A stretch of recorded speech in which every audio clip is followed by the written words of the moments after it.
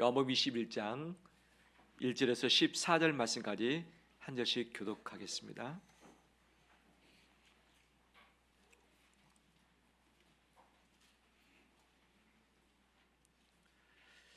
그 후에 예수께서 디베라 호수에서 또 제자들에게 자기를 나타내셨으니 나타내신 일은 이러하니라.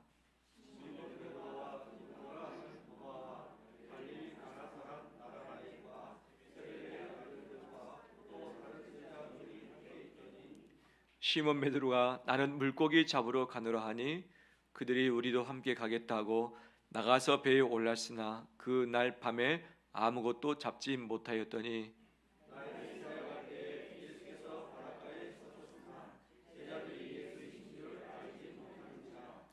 예수께서 이르시되 얘들아 너희에게 고기가 있느냐 대답하되 없나이다.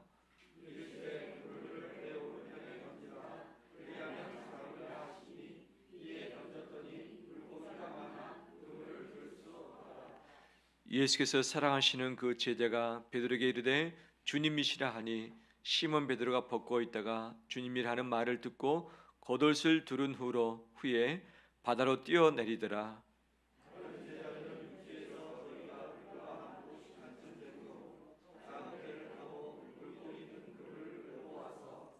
육지에 올라오니 숯불이 있는데 그 위에 생선이 놓였고 떡도 있더라.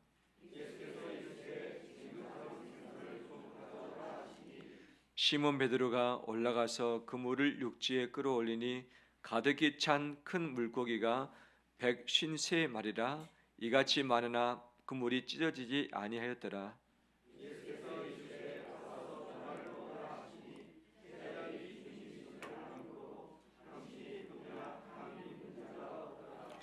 예수께서 가셔서 떡을 가져다가 그들에게 주시고 생선도 그와 같이 하시니라. 이것은 예수께서 죽은 자 가운데서 살아나신 후에 세 번째로 제자들에게 나타나신 것이라. 아멘. 저 앞에 나오신 우리 성도님들 사랑으로 축복합니다. 한 해 동안 고생 많이 하셨습니다. 우리 옆에 분들 인사 나눌까요? 한 해 동안 수고하셨습니다. 축복합니다.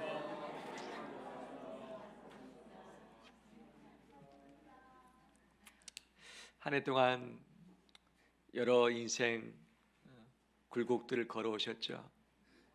광야도 있었고 꽃 피는 길도 있었고 향기로운 곳도 있었고 또는 냄새 나는 곳도 있었고 여러 여정을 오셨는데 정말 고생 많이 하셨습니다.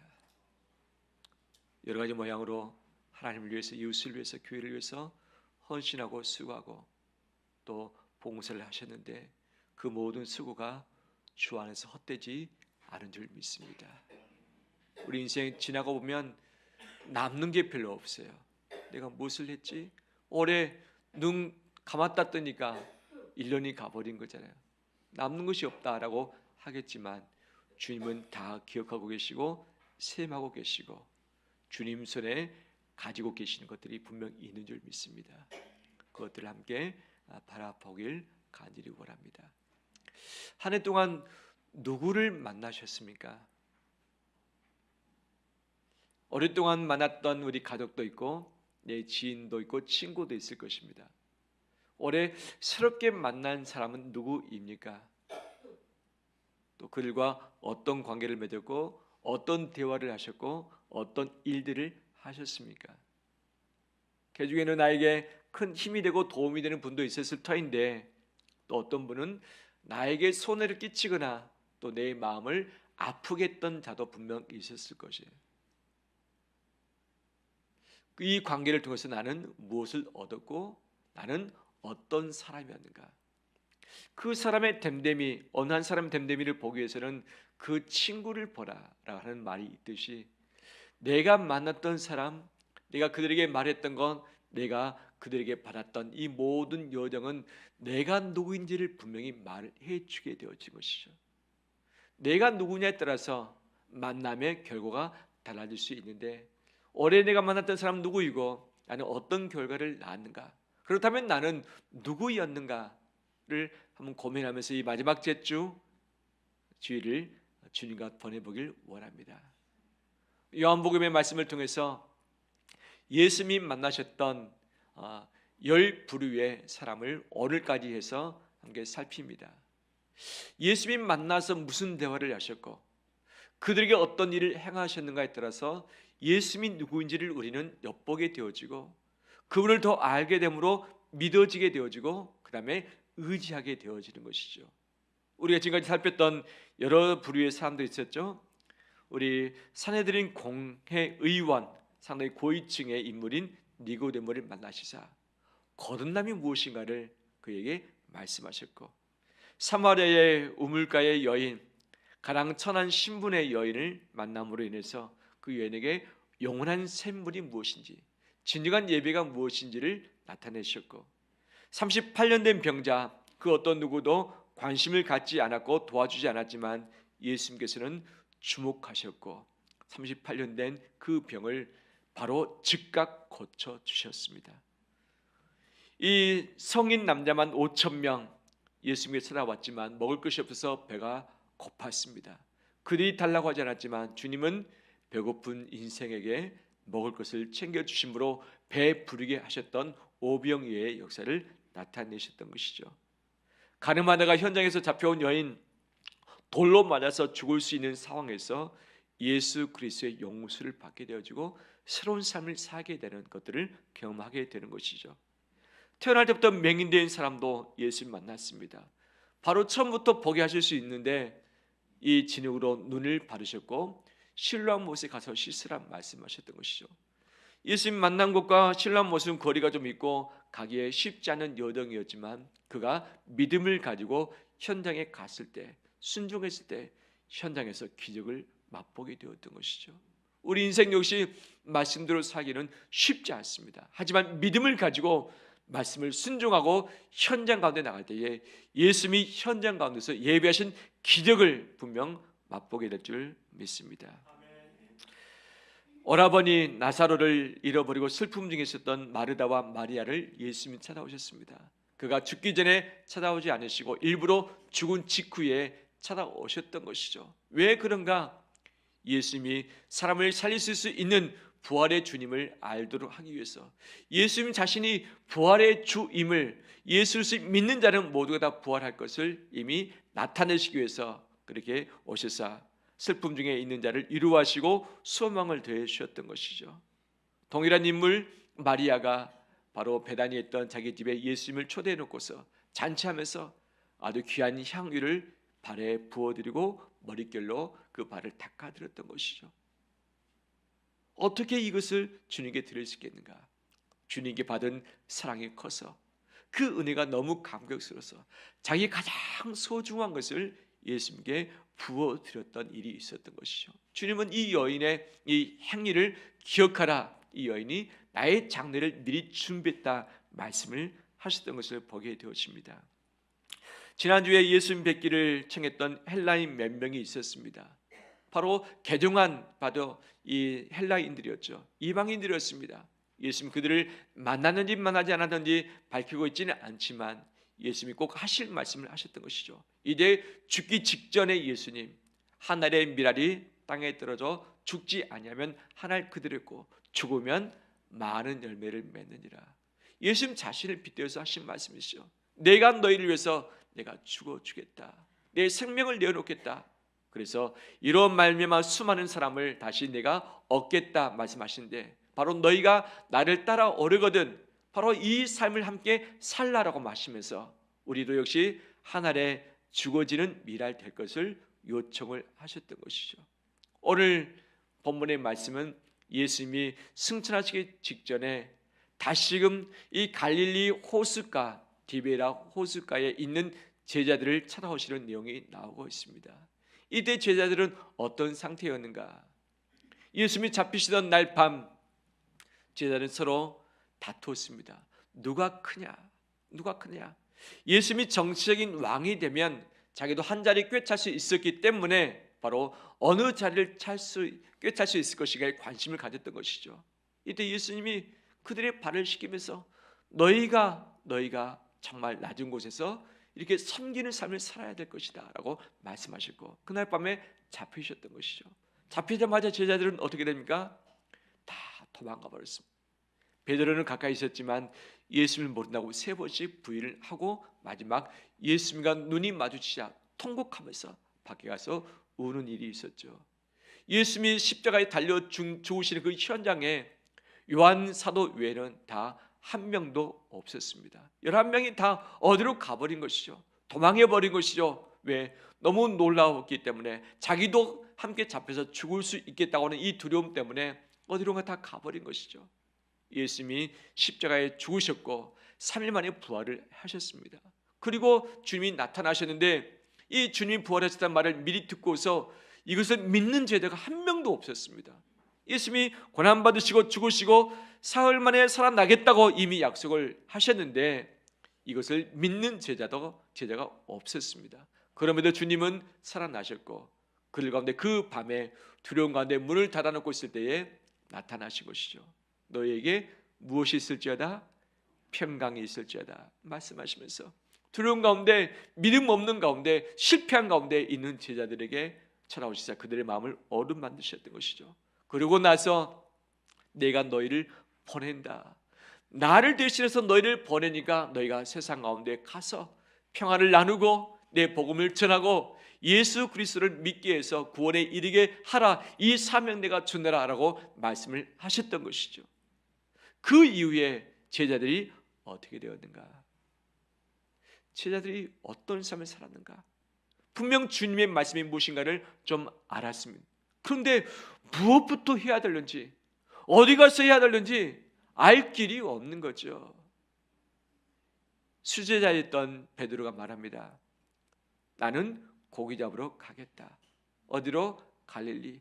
3년 전에 예수님의 부르심을 받기 전까지 했었던 그의 직업으로 다시 회귀하겠다라고 이야기를 한 거죠.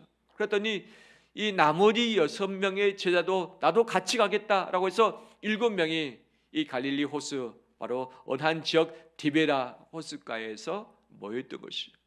그리고서 배를 준비해서 그물을 가지고서 나갔습니다.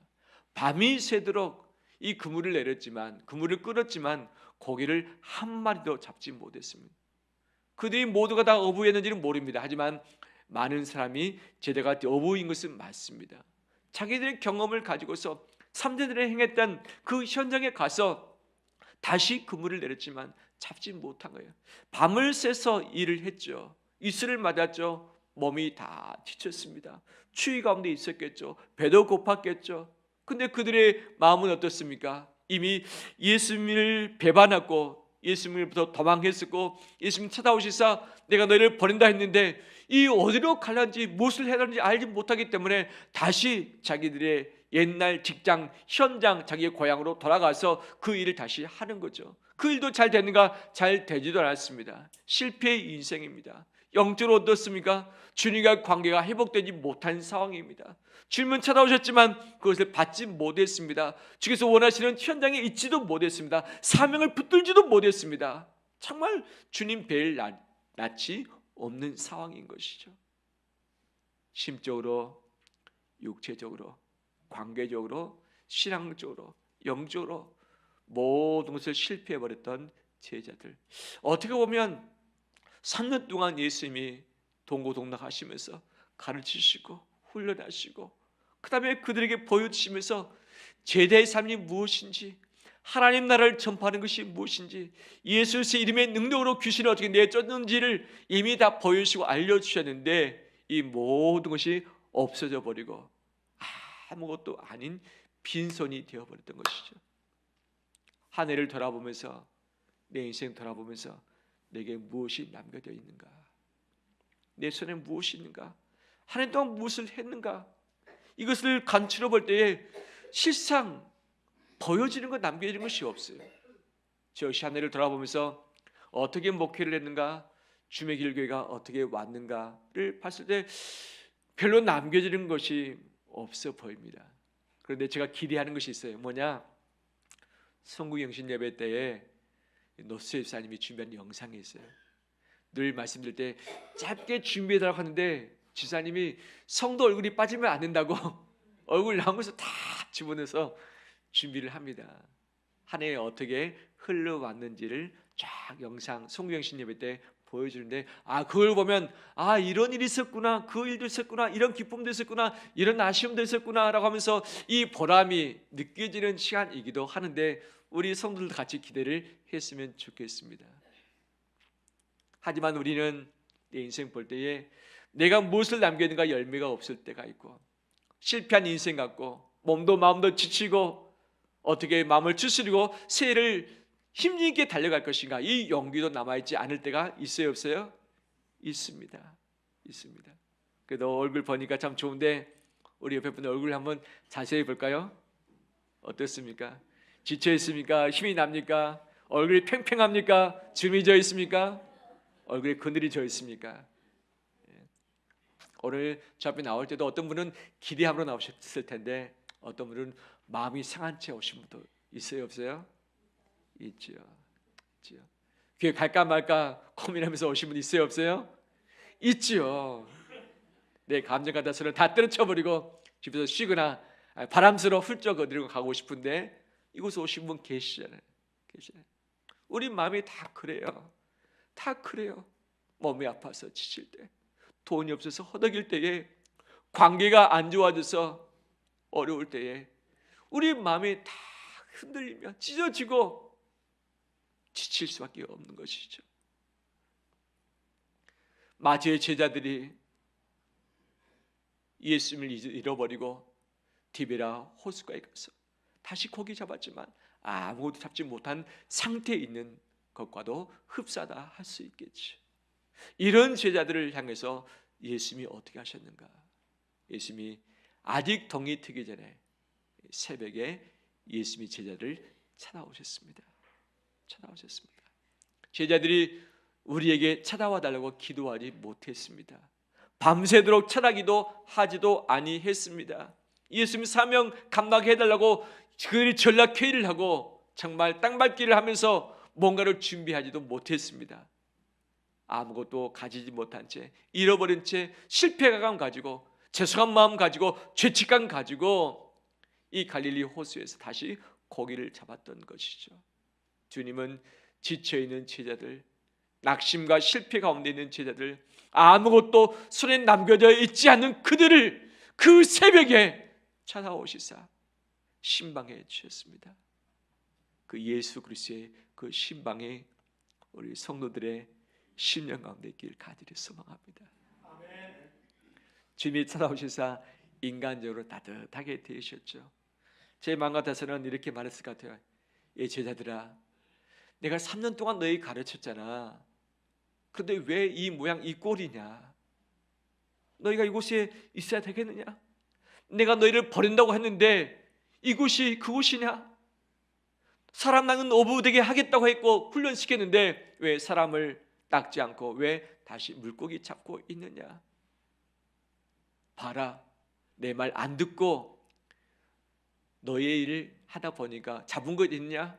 너희 앞으로도 평생 아무것도 잡지 못할 거야. 그러면서 꾸짖을 수 있고, 그 다음에 한마디 좀 할 수도 있는 처지시잖아요. 근데 주님은 그렇게 하지 않으셨죠. 가장 먼저 하셨던 말씀이 무엇이죠? 너희에게 고기가 있느냐 말씀하시죠. 이것이 예수님의 관심사일까? 예수님의 관심사가 아닙니다. 예수님의 관심은 영원에 있었습니다. 제자들의 관심사는 무엇입니까? 어떤 데 관심을 두어야 할지 모릅니다. 하지만 우선적으로 예전에 했었던 데 다시 관심을 둘 수밖에 없는 것이죠. 그런데 지금의 관심사는 무엇입니까? 물고기입니다. 물고기. 예수님의 대화의 첫 번째 무엇입니까? 너희에게 물고기가 있느냐? 좀 잡았느냐? 예수님의 관심사가 아니지만 제자들의 온도에 맞춰서, 눈높이에 맞춰서 그들의 빈손되어진 것을 아심에도 불구하고 다시 물으신 것이죠. 제자들이 멀리서 대답합니다. 잡은 것이 없습니다. 그때 예수님께서 또 말씀하십니다.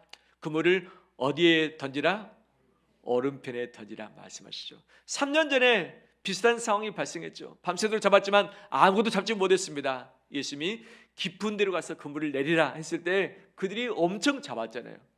3년 후 예수님이 승천하시기 직전에 다시 말씀하시죠. 배 오른편에 던지라. 제자들이 오른편에 던졌습니다.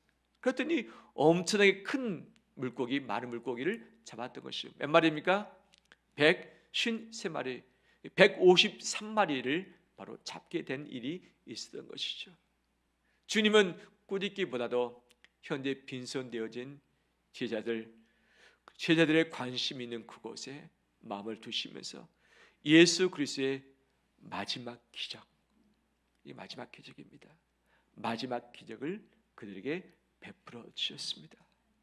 꾸짖기보다 마지막 기적을 사랑하는 마음으로 베푸셨던 것이죠. 이런 기적이 우리 인생 가운데 있길 간절히 원합니다. 수고하고 애를 쓰는데 얻어지는 것이 없을 때가 참 많이 있어요. 수고한대로 떡을 먹는 것이 복인데 수고한대로 떡을 얻지 못할 때가 얼마나 많이 있는지요. 어떤 사람은 놀고 먹는데도 많이 본 사람이 있는데 비교하다 보면 내 마음이 아프고 이 가랭이가 찢어지는 것이죠. 나는 왜 이렇게 열심히 공부했는데, 열심히 일했는데, 열심히 가족들을 섬겼는데 왜 우리 가족은 왜 이 모양 이 꼴인가? 내 직장 사업장은 왜 이런가? 라고 하는 마음들이 있을 수 있는데, 이때 예수 그리스도의 마지막 기적을 함께 경험해 보길 원합니다. 밤새도록 애썼지만 잡지 못했고, 예수님의 한마디 말씀 오른편에 던졌을 때 잡는 일이 있었던 것처럼 우리 인생에서도 주의 말씀에 따라서 그물을 내림으로 정말 풍성한 수확을 얻어지는 인생 되길 간절히 원합니다. 이것은 기적입니다. 이 기적입니다. 애를 써서 얻었던 기적이 아니라 주의 말씀의 기적을 경험했던 것이죠. 우리 성도님들, 내 인생에서 주님의 기적을 맛보길 원합니다. 주님의 기적은 오늘날에도 있습니다. 오늘날에도 있습니다. 주께서 주시는 말씀을 품고서 내가 행할 때에 그 현장에서 분명 기적을 맛보게 될 줄 믿습니다. 두 번째, 주님은 이제 무트로 올라온 제자들을 위해서 뭔가를 준비하셨습니다. 숯불을 피워놓으셨습니다. 밤새도록 밤을 새면서, 그리고 이슬을 맞았기 때문에 이 몸이 찌뿌둥하고 그 다음에 추위 가운데 있었던 것이죠. 숯불을 피워놓으시사 이들의 몸을 녹이시도록 따뜻하게 마련을 해 주셨습니다. 주님이 따스함으로 우리 가운데 다가오시는 줄 믿습니다. 사람의 손길은 따뜻하지 못할 때가 있어요. 어떤 것은 따뜻해 보여서 가까이 가지만 도리어 창기만 쌩쌩 불어대는 자들이 있어요, 없어요? 있을 수 있죠. 때로는 아내에게, 남편에게 위로받고 싶은데 위로를 받아요, 못 받아요? 받지 못할 때가 있지요. 도리어 마음이 상할 때 있고 실망할 때가 있지요. 사람은 신뢰의 대상이 아니라 사랑의 대상일 뿐인 줄 믿습니다. 사람은 분명 우리에게 서로 힘이 되어주고 사랑을 나누면서 위로가 되기도 하지만 때로는 찬바람이 불기도 하고 도리어 가슴에 상처를 얻기도 하는 것이 분명 우리인 것이죠. 하지만 예수님은 우리에게 따뜻한 숯불을 준비해 주시사 우리의 어렵던 몸을 녹여주시고 마음을 녹여주시는 분임을 믿습니다. 주님 가까이 갈 때 그 따뜻함이 있습니다. 몸과 마음이 싹 녹아지는 것이죠. 세계적인 축구 선수 손흥민 말고 또 누가 있습니까? 가장 유명한 선수, 세계적으로 가장 연봉이 센 선수 호날두. 그가 나이가 먹었는데 몸이 20대, 30대 초반의 몸이에요. 건강 잘 관리하고 체지방이 이 젊은 선수보다 더 낮아요. 그가 하루에 9시간 잠을 잔대요. 근데 한꺼번에 자지 않고 9차례를 나눠서 1시간씩 잔대요. 근데 건강을 유지하는 거죠. 또 어떻게 유지하는가? 하루에 반드시 냉탕과 온탕을 오간다. 왜 그런가? 몸의 근육의 모든 피로를 풀기 위해서. 그래서 잠은 잠대로 자고 몸의 이 피로는, 근육의 피로는 냉탕과 온탕을 오가면서 그냥 그날 것을 다 씻어버리는. 그리고 하루에 근력 운동을 4시간씩 꼬박꼬박. 그래서 지금도 체력 관리를 잘 하면서 세계 최고의 지금 무대를 걷고 있는 것이 호날두인 것이죠. 몸의 피로를 풀어내야 되잖아요. 안 풀면 계속 몸이 굳어지고 힘들고, 몸이 힘들면 마음도 쪼그라들고 마음도 여유가 없어지는 것이죠. 냉탕과 온탕을 통해서 근육 이완을 해주는 것이 필요한데 우리 영적인 근육 이완을 해줘야 되죠. 이것은 오직 예수 그리스도의 은혜밖에 없습니다. 은혜밖에 없습니다. 은혜밖에 없습니다. 사람을 통해서 내 몸과 마음을 푸는 건 불가능합니다. 불가능해요. 내가 주님 앞에서 내 모든 몸과 마음을 다 녹이면서 우리의 모든 긴장됐던 이것들을 풀어나가는 우리 되길 원합니다. 또한 주님은 숯불 위에 무엇을 올려주셨습니까? 생선과 떡을 준비해 주셨습니다. 밤새도록 일을 했기에 얼마나 배가 고프겠어요. 배가 고프겠어요. 허기진 이 제자들, 다른 말씀 안 하시고 그들이 가장 필요한 것이 무엇인가를 고기를 잡게 하셨고 따뜻함을 준비하셨고 저반을 다 준비해 놓으셨죠. 그리고 와서 먹으라. 그리고 그들에게 이 먹여주시고 이 배를 채워주신 것이죠. 주님은 우리를 혼내실 수 있습니다. 왜 죄를 지었느냐? 왜 순종치 아니했느냐? 왜 이것밖에 못하느냐? 왜 나를 믿지 못하느냐? 라고 꾸짖을 수 있지만 주님은 꾸짖기 전에 우리의 필요를 아시기 때문에 우리를 먹여주신 줄 믿습니다. 일관 양식을 구하라고 말씀하신 주님, 우리가 먹어야 사는 존재이기 때문에 우리 먹고 사는 것 주님께서 날마다 예비해 주신 줄 믿습니다. 주님께서 예비해 주신 것이 분명히 있어요. 분명히 있습니다. 오늘 먹고 나면 내일 없을 텐데 내일 분명 있습니다. 내일을 걱정하지 말고 주께 맡기길 바랍니다. 주님은 예비해 놓으셨습니다. 이것이 주님의 신방인 것이죠. 이 귀한 주님의 신방을 이 마지막 주일에 다시 바꿔서 우리 모든 것을 다 정리하고 우리 긴장됐던 것들 다 풀어내고 우리가 주님 앞에 섭섭해 드렸던 것들, 또 실망했던 것들, 좌절했던 것들, 낙심됐던 것들 다 씻어버리고 다시 새 출발하는 우리 되길 원합니다. 이 모든 것은 주님을 깊이 만남으로 말미암아서 나를 찾아오신 그 분을 경험함으로 말미암아서 우리가 겪게 되는 것이죠. 로버트 몽어의 내 마음에 그리스도의 집이라는 책에 말하고 있죠. 주님은 매일마다 나를 위해서 만찬을 준비하시고 기다리고 계십니다. 나와 만나시기 위해서 기다리고 계시는 것이죠. 그 주님과의 조용한 시간, 조용한 장소에서 말씀 가지고 기도할 때에 이 귀한 회복의 역사, 치워짐의 역사가 우리 가운데 있게 될 줄 믿습니다. 아무리 분주한다 할지라도, 아무리 피곤하다 할지라도 주님과의 만남의 신방, 바로 그것을 놓치지 않고 꼭 붙들고서 주의 이루하심과 회복하심의 역사가 있길 주의 이름으로 축원합니다. 이렇게 먹이신 다음에 그때서야 주님은 베드로에게 물으신 것이죠. 요한의 아들 시몬아, 너가 이 사람들보다 나를 더 사랑하느냐? 베드로가 말합니다. 주님, 제가 주님 사랑한 것 주님이 아십니다. 내 양을 먹이라. 요한의 아들 시몬아, 너가 나를 사랑하느냐? 주님이 아십니다. 내 양을 치라. 너가 나를 사랑하느냐? 주님이 아십니다. 바로 내 양을 먹이라 말씀을 하시는 것이죠. 예수님이 신방하시고 따뜻함을 주시고 먹여주셨던 것처럼 이제 너가 나를 대신해서 또 다른 양들을 너가 먹여주길 원한다. 너가 보여주길 원한다. 너가 인도해주길 원한다 라고 말씀을 하시는 것이죠. 예수 그리스도의 따뜻한 신방을 받았던 이 베드로와 제자들, 바로 예수님을 대신해서 영혼들을 책임지고 영혼들을 먹여주고 신방할 것을, 봉사할 것을 분명히 말씀하고 계시는 것이죠. 주님은 나에게 영혼들을 붙여주셨습니다. 첫 번째 영혼은 내 가족입니다. 가족이 왼수가 있어요, 없어요?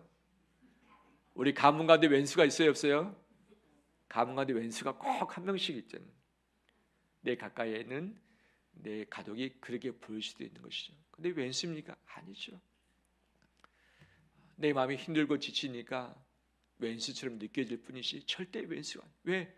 하나님이 태초 전부터 계획하시사 나를 만나게 하셨고 가족되게 하셨고 서로 위로하고 힘 주시는 대상인데 내가 그것을 못 보고 상대방에게 있는 이 199가지 장치를 못 보고 한 가지 단점을 너무 크게 보다 보니까 왼수가 되어버린 것이죠.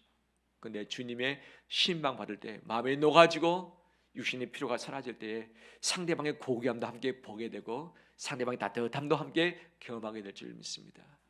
나에게 맡겨진 사람 중에 내 가족이 가장 우선인 것이죠. 가족을 다시금 주의 사랑으로 안아주고 따뜻함을 주고 가족에게 하고 싶은 말들, 지득하고 싶은 말들 잔소리 있어요, 없어요? 있지요. 왜 없어요? 하지만 먼저 먹여주고 먼저 안아주고 할 때에 주의 따뜻함이 우리를 통해서 가정 가운데 풍겨나게 될 줄 믿습니다. 가족뿐만 아니라 내게 맡겨주신 우리 성도들이 있습니다. 우리 어려운 이웃들이 있습니다. 바로 나도 힘들지만 바로 주님을 대신해서 이들을 돌보며 안아줄 때에 그 주님의 놀라운 기적의 역사가 또 계속해서 펼쳐지게 될 줄 믿습니다. 우리 옆에 분 한번 얼굴 볼까요? 손을 한번 붙잡아 줄까요? 위로합니다. 힘내십시오.